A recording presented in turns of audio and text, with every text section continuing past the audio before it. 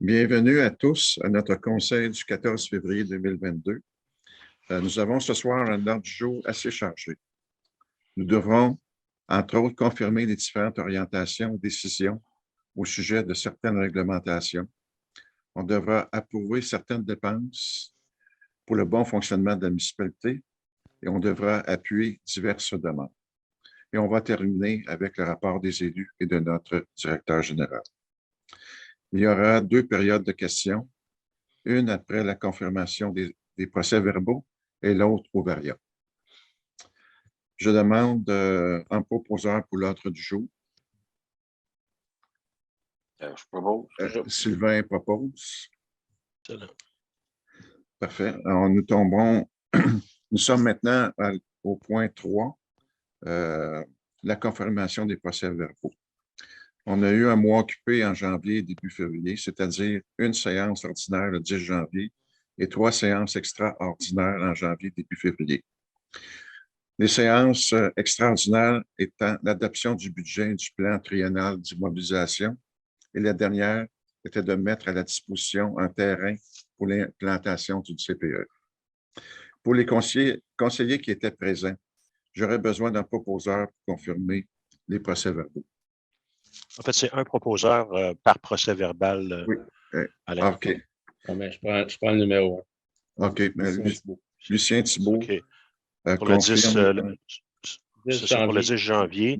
Maintenant, pour l'adoption du budget pour le 17 janvier 2022 à 19h, Sylvain Mallette. Ensuite de ça, on a adopté les règlements de taxation à 19h30 le 17 janvier. Oui, un proposeur. Je propose. Francis. Et puis la séance extraordinaire du 3 février, ça c'est concernant l'octroi d'un terrain et la mise à disposition pour l'implantation d'un CPE. Marie, c'est beau. Excellent. Au point période 5. De questions. Oui, c'est vrai. Une période de questions. Je ne sais pas si c'est des questions dans le public ou s'il y a des gens qui je vois, sont présents. Il n'y a pas nécessairement de public. On pourrait passer au point suivant. Je crois que Nathalie est en train d'écrire. Ouais. C'est beau. OK. On va fermer le micro. Alain, on pourrait passer à la... Il y a une période de questions à la fin. On pourrait arriver là. OK. Aussi. Excellent. Le point 5, maintenant.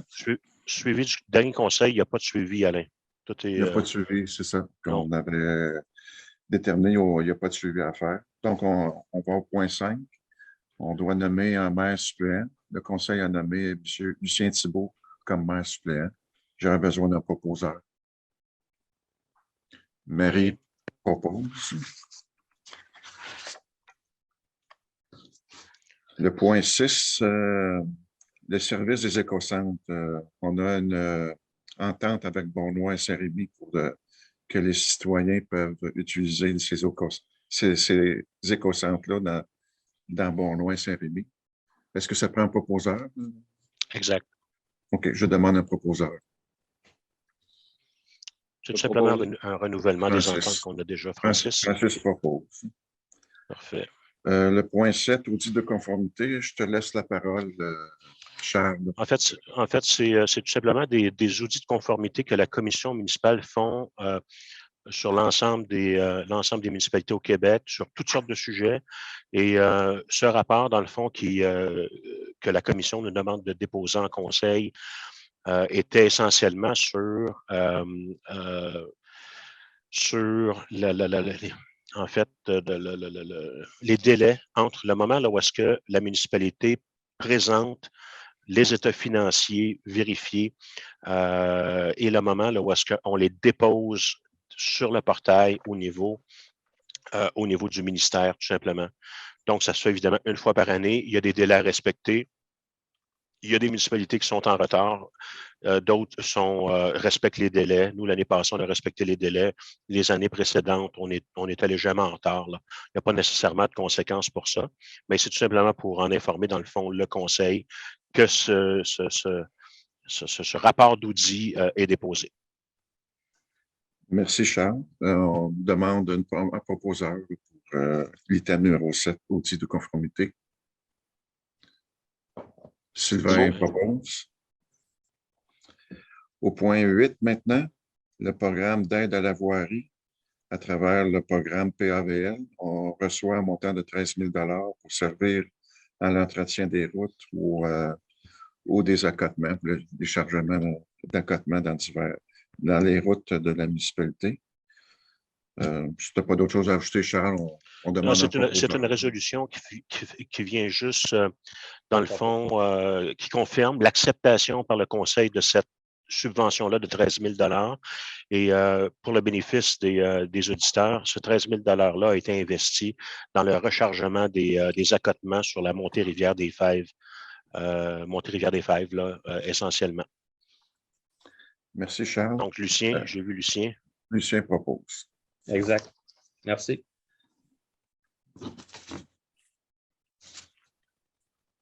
Le point 9 maintenant, avis de motion pour un projet de règlement modifiant le règlement de zonage afin de permettre les résidences unifamiliales jumelées en zone H9. Charles, si tu veux compléter.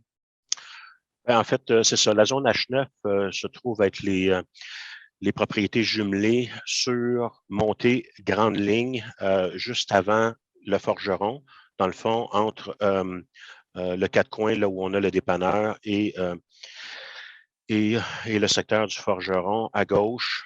Présentement, c'est zoné duplex et triplex, mais à la demande d'un citoyen qui désire vendre sa propriété, qui est un peu comme sous forme de condo, alors que c'est des jumelés, bien, on vient changer le zonage. Alors, on a un avis de motion et un projet de règlement pour, évidemment, passer de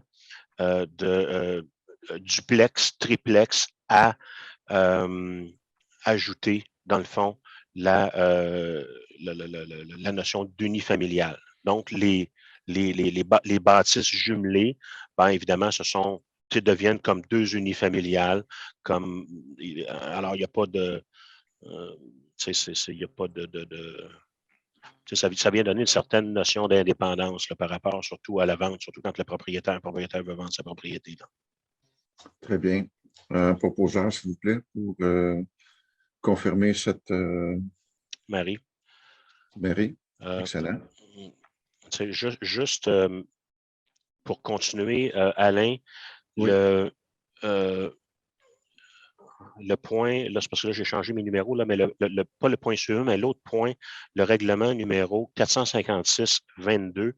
Ça, oui. C'est un avis de motion et un projet de règlement qui fait suite à ce qu'on vient de discuter là.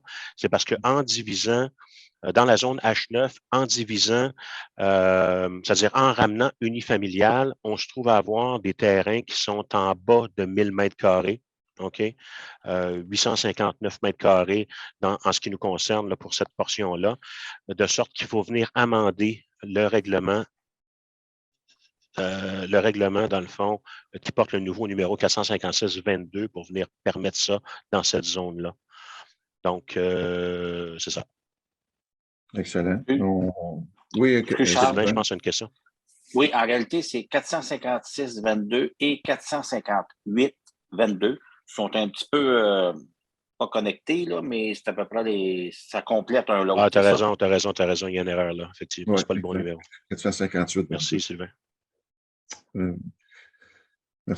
demande un proposeur là, pour entériner le point 11. Sylvain propose. Sylvain. Oui. Ben, pour corriger, là. Excellent. C'est ça, corrigé.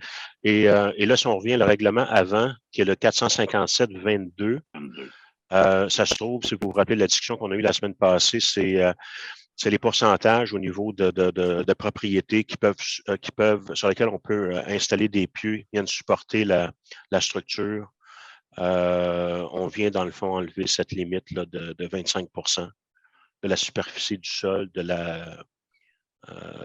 du bâtiment principal, surtout lorsqu'on a des sols qui sont un peu instables. On a une demande à cet effet-là de la part d'un citoyen. Lucien propose. Merci, Lucien. Le point 12, on doit entériner le schéma de couverture de risque en incendie et le plan de mise en œuvre. C'est à chaque année, on doit reconduire ou confirmer ce plan-là, que je demande un proposeur pour le point 12. Francis propose. Francis. Le point 13, c'est l'adoption du budget pour l'OMH, je pense, qui est établi à 7 780 $ pour 2022. Puis aussi, on doit nommer un deuxième représentant dans notre conseil là, pour représenter l'OMH. Et on a nommé Francis Ranger comme représentant à l'OMH. J'ai besoin d'un proposeur, l'item 13. En fait, c'est deux proposeurs. Un pour le budget, donc Marie. Ah oui, OK. Marie pour le et pour un le proposeur budget. pour Francis, Sylvain. Oui, Sylvain. exact. Parfait. Le point 14, l'adoption des dépenses. Comme à chaque année, on doit entériner un budget pour les divers communautés de Saint-Urbain-Premier. Le premier comité, le comité des loisirs. En fait, Alain, c'est le point juste précédent, c'est l'adoption des dépenses. Oui. Pour le mois. OK, on a un total de dépenses de 206 027, qui est un mois relativement normal, mais élevé, alors, étant donné qu'on a payé plusieurs contrats et plusieurs aussi cotes-parts. On a pour 51 000 $ de cotes-parts qu'on paye à la MRC. On a un deuxième versement pour le déneigeur, M. Dubuc, de 25 616. On a aussi des dépenses de mise à niveau des stations, en fait, du système de communication des stations de pompage. Donc, 4 stations de pompage pour un montant de 17 896, taxes inclus. Et Alain, grosso modo, ce sont les dépenses qui sont extraordinaires là, pour le mois. OK. On demande une proposition pour l'ensemble des dépenses, c'est bien ça? Charles? On demande oui, Marie, une proposition pour l'ensemble des dépenses. Marie propose. C'est ça, Marie. Excellent. Au point 16 maintenant, on a des demandes d'appui à confirmer. En fait, là, c'est ce que tu commençais à dire tantôt, Alain, au niveau de l'autorisation des dépenses pour les différents comités suite à l'adoption du budget le mois passé. Comité des loisirs, comité de la bibliothèque et comité culturel pour les montants qui sont là. Oui, 14 400 pour le comité des loisirs, 9 200 $ pour le comité bibliothèque et 7 500 $ pour le comité culturel. Je demande un proposeur. Comme une ligne à la fois. Est-ce qu'on propose chaque comité? Exact. Un proposeur pour les trois, Alain. C'est-à-dire un proposeur chacun. Pour chacun, OK. Un proposeur pour le comité des loisirs, Marie, pour vous. Comme un proposeur pour le comité bibliothèque, Francis Ranger. Puis un proposeur pour le comité culturel, Lucien Thibault. Je voudrais ajouter que, évidemment, ce n'est pas parce que le Conseil adopte ces montants-là que si, à un moment donné, les comités n'ont pas besoin d'avoir cet argent, on n'est pas, je veux dire, c'est pas immuable. Les 2 dernières années, étant donné la situation COVID, je prends l'exemple du comité des loisirs, ils n'ont pas nécessairement eu besoin de tout l'argent qui avait été adopté ou qui avait été octroyé. Ça ne sera probablement pas ça cette année parce que les activités reprennent, mais si advenant le cas là, où est-ce qu'on aurait moins d'activités, c'est pas dit qu'on. Autrement dit, ce n'est pas parce qu'on adopte ces montants-là que si les comités en question n'en ont pas de besoin, ce n'est pas une obligation, là. Très bien. Au point 16, on a diverses demandes d'appui. On a trois demandes. La première, c'est auprès de la CPTAC pour une construction d'une maison unifamiliale sur le lot 6 200 124, chemin Grande-Ligne. On demande un proposeur pour appuyer cette demande. Lucien Thibault. Lucien Thibault. Le deuxième point, c'est concernant le centre de services scolaires Vallée des Tisserands qui pour obtenir un programme menant au diplôme d'études professionnelles en mécanique agricole. On demande l'appui de Saint-Urbain-Premier. Donc, j'ai besoin d'un proposeur. Marie propose.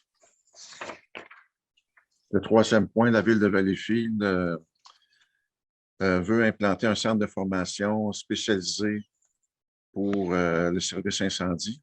On demande à Saint-Urbain premier d'appuyer la demande, d'appuyer ce centre de formation, ce projet de centre de formation.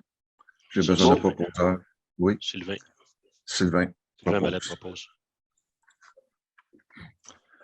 L'item 17, c'est des ressources humaines. Je te laisse la parole, Charles. En fait, c'est tout simplement pour entériner la cessation du contrat de travail de Mme Vicky Lafontaine, tout simplement. C'est dans le fond c'est ça. L'entente a été signée par Alain et moi, selon les conditions dont on a parlé la semaine dernière. Et c'est tout simplement pour officialiser, dans le fond, l'acceptation de cette entente de départ par le Conseil. Proposeur pour cette résolution, Sylvain Mallette propose. Sylvain. Le prochain point, Joanie, évidemment, qui se trouve essentiellement à remplacer dans ses fonctions Vicky comme inspectrice municipale. On a embauché Joanie à titre d'agente administrative l'année passée sur un contrat à taux, pas à taux, mais à date déterminée. Donc, ce contrat vient à échéance au mois de mars. C'était un contrat d'1 an, temporairement, pour venir aider la municipalité. Maintenant, étant donné le départ de Vicky, Joanie est intéressée de poursuivre avec la municipalité. Évidemment, depuis plusieurs semaines, plusieurs mois, Joanie fait le travail d'inspectrice municipale et aussi de certaines fonctions en termes d'urbanisme. Donc, l'objectif de cette résolution-là, c'est de nous autoriser, Alain et moi, à s'asseoir avec Joanie pour négocier un contrat de travail en fonction de la politique salariale et les conditions de travail de la municipalité qui est en vigueur présentement pour un poste d'inspectrice municipale. Et cette entente-là serait rétroactive au 1er janvier. Là.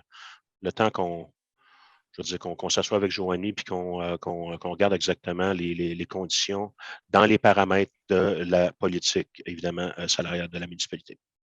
Marie, je pense. Marie propose. Ce qui est une excellente nouvelle en ce qui me concerne. Joanie fait un excellent travail. C'est un très bon employé pour Saint-Urbain. Oui.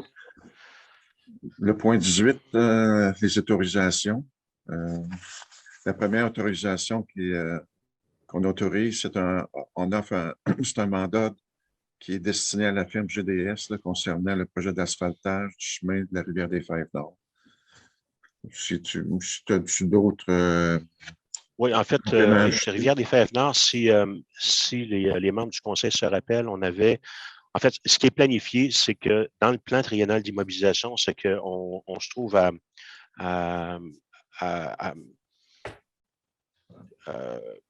réparer, en fait, refaire l'asphalte sur Rivière-des-Fèves-Nord sur les 3 prochaines années. Autrement dit, on va scinder le projet en 3 sur les 3 prochaines années.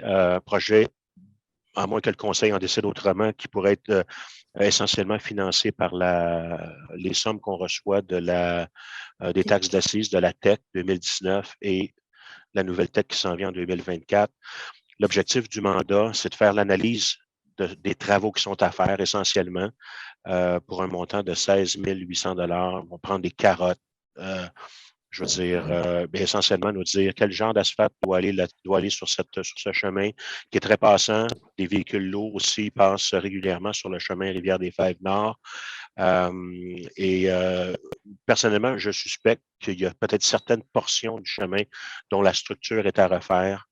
Donc, avant d'investir des dollars dans ce chemin, c'est d'en faire une analyse. Donc, le mandat, essentiellement, sert à couvrir ça. Merci, Charles. Il y a besoin d'un proposant. Francis propose. Francis Ranger. Et là, on passe au point 2 des autorisations. Ce serait pour un plan d'aménagement pour le parc de la Butte ou le parc Jean-Guy Sainte-Marie. Ce Oui, mandat est donné à rue principale. Moi, c'est écrit Jean-Guy Tremblay.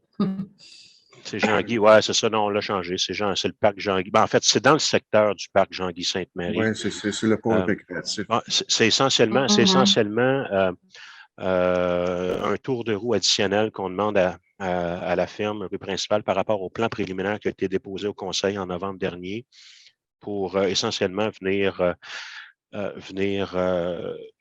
en faire un plan plus détaillé, qui n'est pas final, mais plus détaillé, avec une estimation budgétaire des coûts que ça demandera à la municipalité en termes d'investissement. Il faut penser que c'est de l'information que moi j'ai besoin si on a l'intention d'aller de l'avant avec le projet et si on a aussi l'intention de faire des demandes de subventions.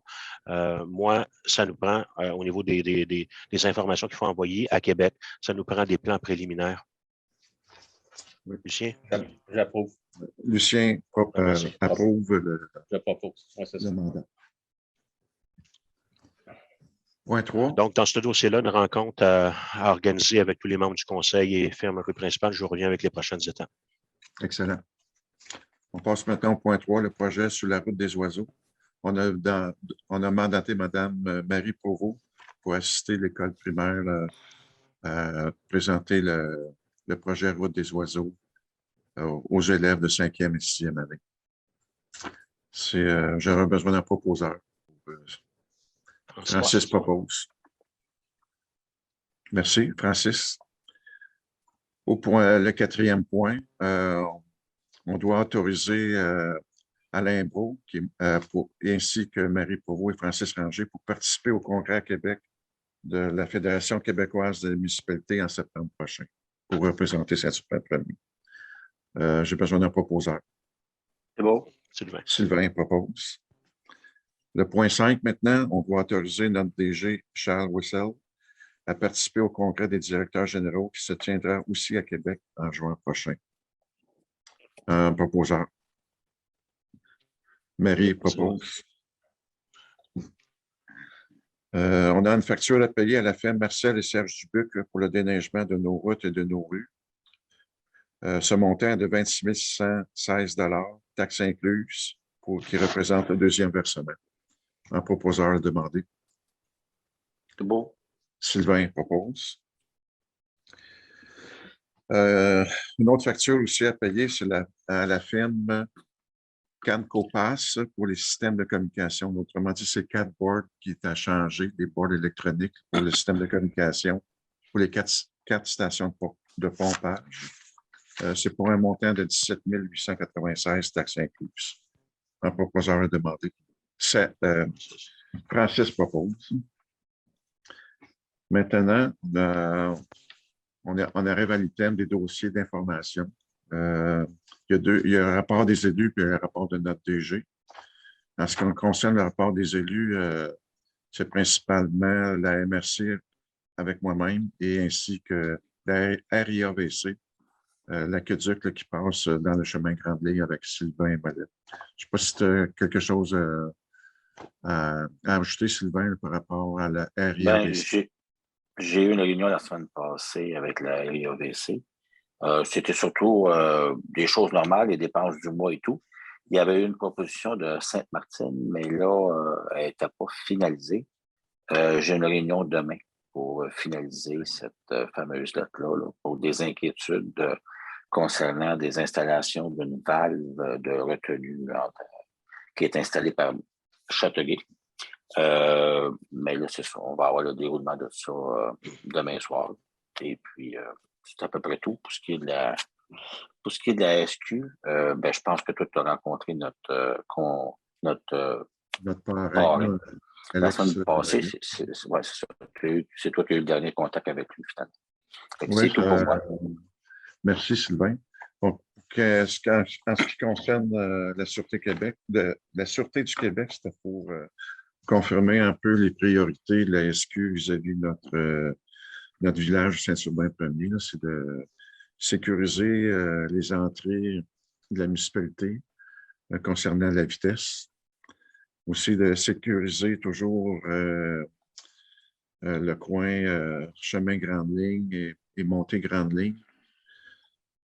Et puis, j'ai rajouté une suggestion d'ajouter des enseignes là, dans les chemins de campagne concernant les machines agricoles. Souvent, quelquefois, c'est des gens qui ne sont pas habitués en campagne. C'est pour mentionner qu'il y a des véhicules lents qui sont sur cette autoroute sur ces routes et de faire attention. Et ces enseignes-là vont informer les automobilistes là, qu'il y a des machineries agricoles qui transitent sur ces routes-là pour aller dans les divers champs des producteurs. Et puis, j'ai félicité aussi M. Veillette, là, parce que je remarque là, depuis un certain temps qu'il y a plus de présence de l'ASQ sur nos routes aux abords du village là, pour diminuer la vitesse à l'entrée des villages, de notre village de Saint-Hubert. En ce qui concerne la MRC, j'ai eu une rencontre la semaine dernière concernant les milieux humides. Pour ce qui est de Saint-Hubert-Premier, on n'a pas beaucoup de milieux humides. Ici, on est moins touché. C'est surtout pour identifier et cartographier de façon plus précise les milieux humides. C'est surtout aux abords du fleuve Saint-Laurent.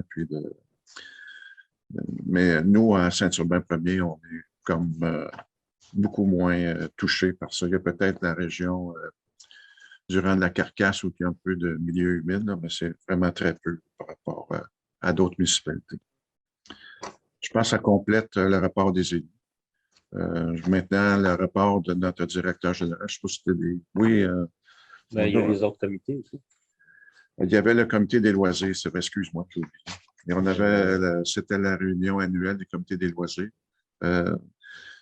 Lucien va faire un résumé là, de la réunion annuelle. OK. Ce que je voudrais dire, c'est que cette année, le comité des loisirs va faire le carnaval le 19 février. Il va y avoir hockey, patin, glissade, musique avec DJ, jeux gonflables, balançoire russe, promenade en carriole, tandem en ski. Il y a d'autres petites activités aussi. Il va y avoir des violons, un feu d'artifice à 18 h, puis un bar extérieur casse-croûte et tir d'érable sur la neige. Fait qu'il devrait y avoir un très beau spectacle de carnaval. C'est de 14 h à 18 h, 18 h 30 avec le feu d'artifice.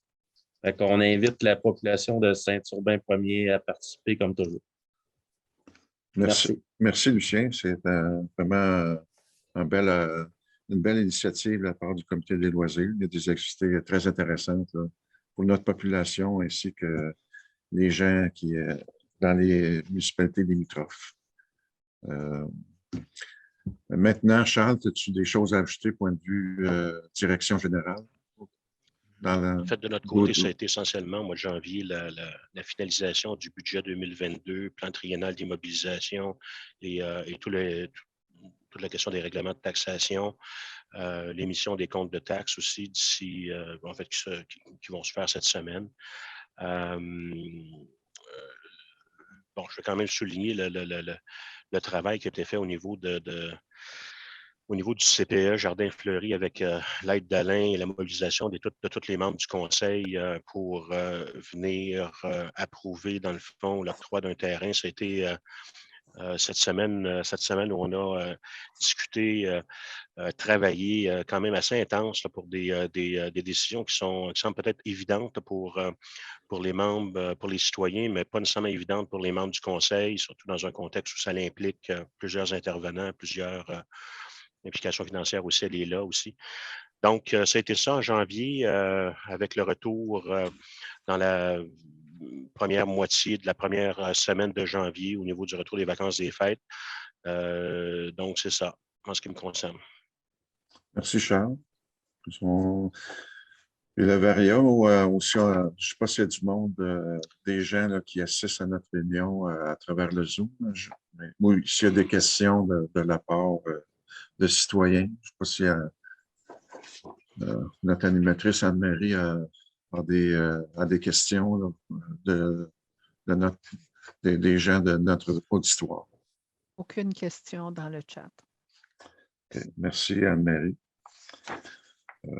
Moi, ça complète notre conseil du 14 février 2022. On est prêt à lever l'Assemblée. Je vous remercie de votre attention.